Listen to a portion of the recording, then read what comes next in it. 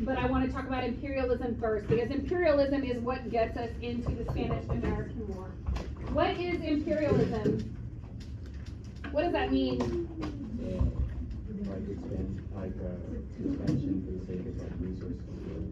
Okay, is expansion for the sake of resources, for the sake of territory, for the sake of control, for the sake of power, to assert ourselves, or other countries do it too, building empires to assert themselves as the dominant force.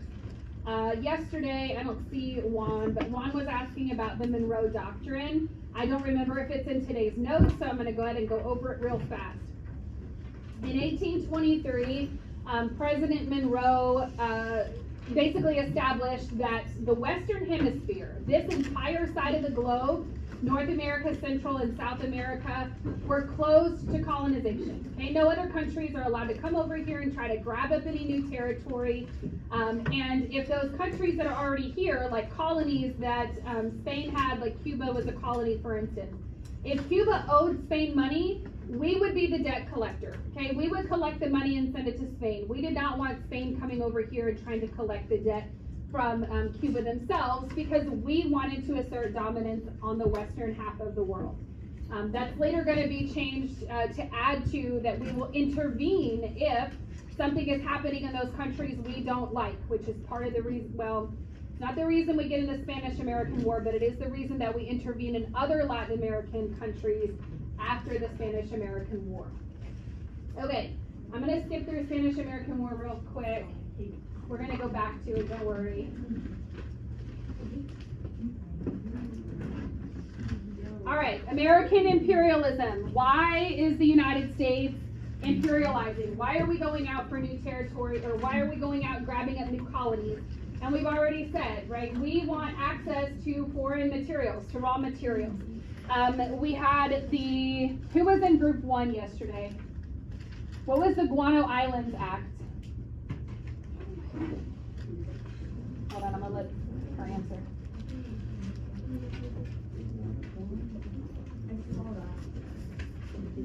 Anybody remember what the Guano Islands Act was? Yes.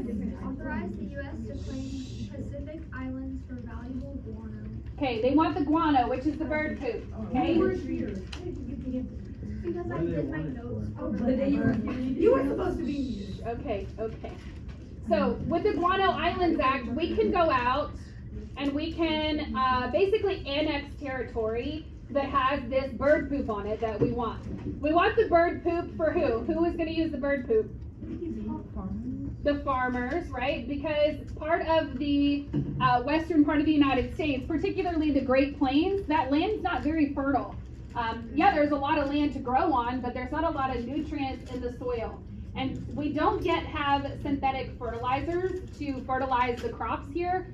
So we're gonna go get this guano and use it, okay? And if you guys ever grow a garden, chicken poop is great for your garden, just like bird poop, okay? Chicken doorbirds. Well, no, What you said Sherlock. two different things. Is that I was referring to the seabirds, okay? Wait. The freaking guano from the seabirds versus the guano from your chickens. Yes. I thought guano was bad. No, it's fine. Can I raise my hand? Is that why people makes like fertilizer?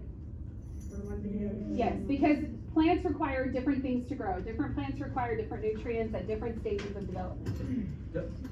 What? Don't they use guano to make some makeup stuff?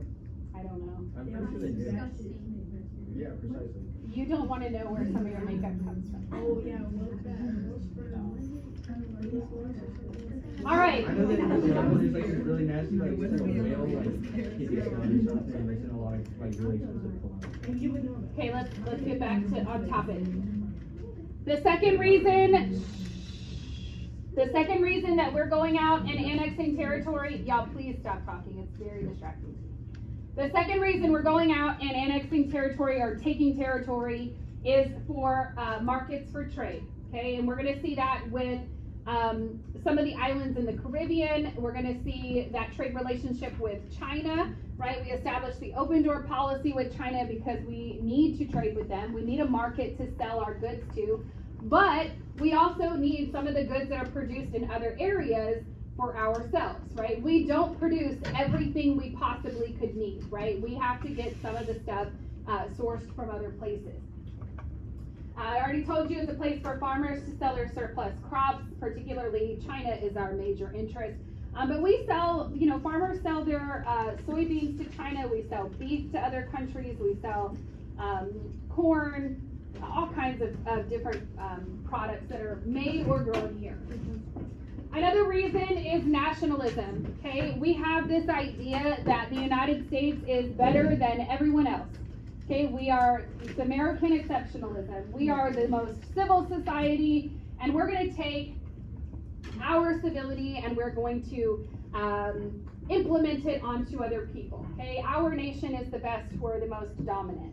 And that is still a kind of a feeling that a lot of Americans still hold. Colonial expansion meant that we were showing that the U.S. was a powerful nation. We were not a nation, we're not a baby country anymore. For the first 150 years or so, we remain isolated for the most part. We don't get involved in foreign conflicts. We kind of stick to building our own country. By the turn of the century or the late 1800s, that focus has changed, okay? We are wanting to build our own empire and go out into other parts of the world. The U.S. wanted to grab its own colonies before there were no other colonies left. The Before there was no JDH shuttle territory leaves left in 6 to minutes. create colonies. Please proceed to the back horseshoe. Quick.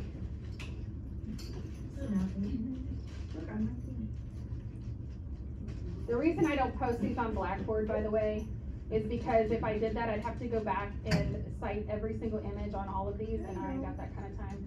Why do you have to do that? I wouldn't So tell why them. don't we It won't be all, no, but who was it yesterday? Okay. Okay. Yeah, he probably did write that on there. When I get that review back, She had these. we got a lot to get through between today and tomorrow, if we want a free day on Friday. Do it now. All right, social Darwinism. Who had the civilizing mission? I think that was group 2. That was y'all? Yeah. Okay, what's the civilizing? Okay, do y'all need to separate? No, that's fine. Okay, Separate them. what is the civilizing mission? Basically, they just wanted to, it's kind of like nationalism, where they wanted to justify rule over the people because they believed that they were superior, and they pushed influence via women by using commercials to promote their ideals, and it worked because it was giving out like maternal figure of sorts, and it like pushed their ideals. Okay, so women become kind of the forefront or the face of this civilizing movement. The idea is something called the white man's burden or social Darwinism. Darwinism is the theory of not theory of evolution, the survival of the fittest, right? It is the theory of evolution. That the most fit in society survive, right? Only the people who are strongest, only people with the best genetics, only people with whatever, are going to make it long enough to procreate and have another generation of people. Social Darwinism is very similar. It says that certain people in society are just naturally better at business, therefore they're better at being successful, and those successful people are kind of at the top of the social hierarchy. And in the late 1800s and early 1900s, those people are white people, okay? That's where we get the white man's burden. The white man's burden is actually a poem that is used to justify missionaries and other people from the U.S. going to these other countries, Haiti, Cuba, other places in Latin America, and bringing our civility, our superior way of life, our superior way of Western living. What this does is it creates this social hierarchy where we view white people at the top and everybody else is somewhere underneath. We view people in other countries as inferior to us, regardless of whether you're a white American, black American, Hispanic American, doesn't really matter. You view yourself as a higher on the social hierarchy because you are an American and you're civilized and all of these things. That gives us justification to subjugate or treat other people as if they are subjects to us or subjects of our rule. And we do this a lot in Latin America. We can trace this treatment of governments and people in Latin America all the way from the 1800s to the present day. When we look at some of the issues we face with like mass immigration to the United States, it is a long-term effect of things that we have been doing in Latin America for the last 125, 140 years or so. And we're going to talk about some of those things between today and tomorrow. It was the belief that it was our job, or white men's job, to bring civilization to other people. Okay, so I kind of already said. During this kind of age of imperialism, the United States is going to build our Navy, what we know our Navy to be now. The whole point of the Navy comes from a guy named Alfred Thayer Mahan. He is an imperialist. He believes in going out and grabbing up new territories for the United States. He was the president of the Naval War College and a leading advocate for imperialism. You don't really need to write down, I mean, he does influence Teddy Roosevelt's policy in creating the Navy, but particularly he does that through a book that he writes called The History or Influence of Sea Power Upon History, where he basically documents how strong navies in other countries have made those countries into empires. Being able to use your Navy to go out and patrol your territory, to patrol your new colonies, to prevent other countries from encroaching on you or your colonies, and so on. Out of all of that, you just need to write down that top one. Argued that to achieve world power, a country needed a powerful Navy. One of the goals we talked about of imperialism or expansion was access to raw materials, but also having having possession of a bunch of islands in the Caribbean also gives us places, or not Caribbean, the Pacific, gives us places where we can refuel our ships, we can stock up supplies, which will become very beneficial to us when we get into World War II for sure. But in the early years, it's really all this kind of planning of how we're going to patrol and control trade and movement in the Pacific Ocean. Part of it is economics, right? Moving products between China and the United States, or Japan and the United States, Asia generally and the United States. But the other part of that too is national security and securing us from attack from foreign countries. Up until the 1900s, we have really been isolated, but other countries, there's some social unrest happening. There's empires have already been established in other parts of the world. We want to protect ourselves from other countries trying to encroach on us.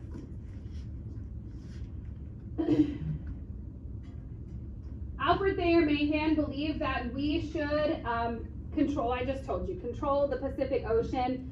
One of the things that Teddy Roosevelt creates with the Navy is something called the Great White Fleet. And who had the Great White Fleet? Now, yesterday you were asking me about the Great White Fleet as it had to do with the Caribbean, which is not as much important as the Great White Fleet is used as a flex. Okay, so Teddy Roosevelt, once we build this fleet of warships, he literally sails these warships around the world to show the rest of the world, hey, look what we got. Don't mess with us. We have this really strong Navy, and we can take you on. Okay, and that's going to be important in World War I, when we talk about World War I later this week, but also in World War II. Those two are probably the most important wars in terms of our Navy. Not everybody in the U.S. agrees with imperialism. Okay, not everybody wants to be an imperialist. Who had the anti-imperialist league? Anybody? That might have been the group that wasn't here. The anti-imperialists are people who say, you know what, we used to be colonies, right? It wasn't just you, somebody else was after you. Who? You and Natalie and Jacqueline was like an hour and a half late. Nobody, just me, by myself. You got to move into another group though. Yes. Okay, so the anti-imperialists claim that, hey, the U.S. used to be a colony of Britain. The colonists didn't want to be colonies anymore. They wanted independence from Britain. Why then would we go out and colonize other people? What if they don't want to be colonists? What if they don't want to be subjects of the United States? These people argued against these imperialist policies, against going out and grabbing up new territory for ourselves. Our leading opponents, our anti-imperialists, are Mark Twain, who's a famous author, and Andrew Carnegie, our steel tycoon that we talked about in the Gilded Age. They feel like imperialism violates self-determination, right? The right of peoples to make decisions about their own government without foreign interference. It goes against our entire ideas about democracy and self-government.